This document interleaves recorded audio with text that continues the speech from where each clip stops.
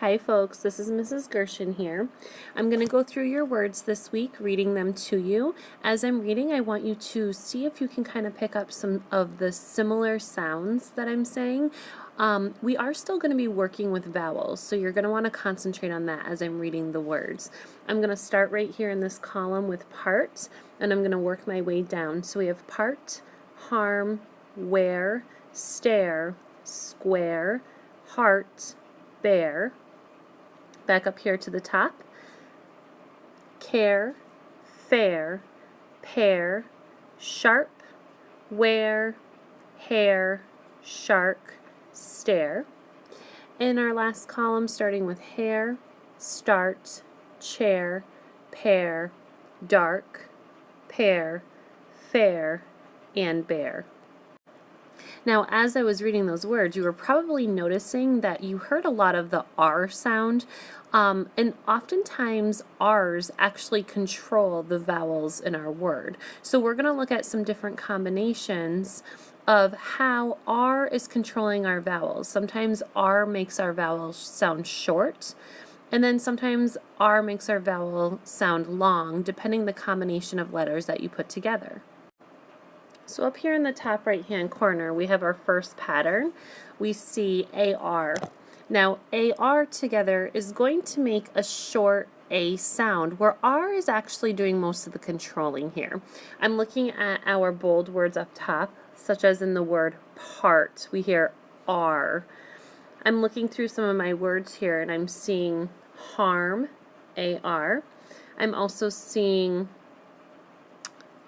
let's see here, sharp. Let's find sharp. Here it is, sharp. I'm also seeing dark and shark. We're seeing the short vowel sounds there. There might be a couple more. Oh, I'm also seeing the word start. So that's really making the short vowel sound. You're hearing with those words.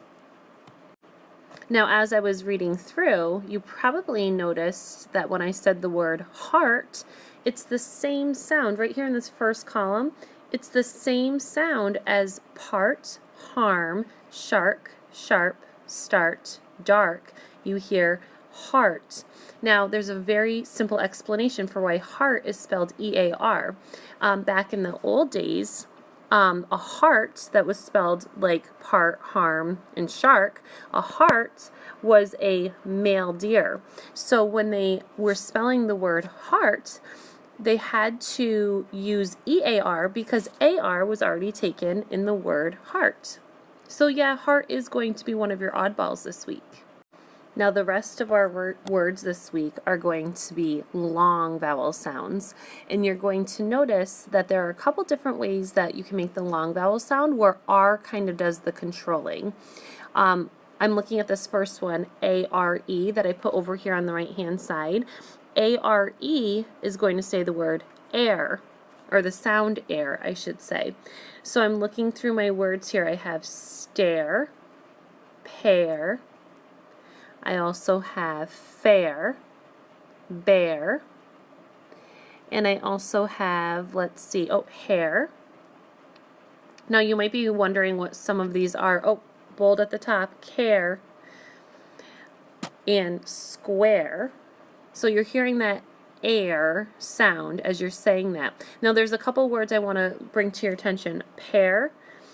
That's not the fruit that we eat. That pear is when you're like cutting the skin off of a piece of fruit, like a lemon or a lime.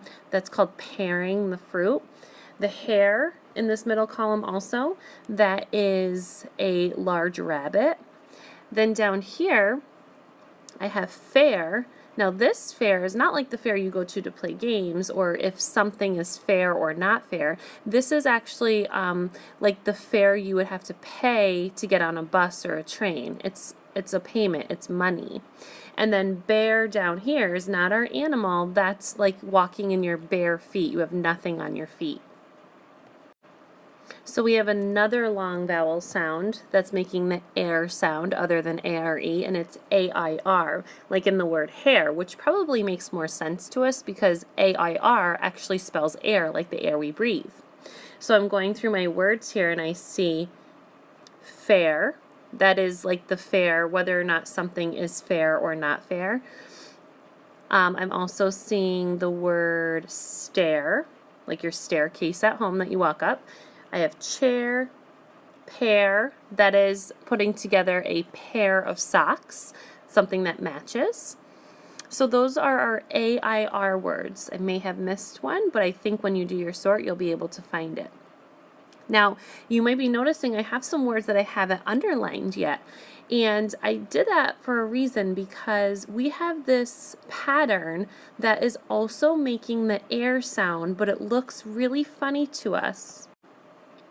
And I'll bring your attention to it over here on the left-hand side, EAR. Now we know that is actually a word, the word ear, but sometimes EAR does not always make the ear sound.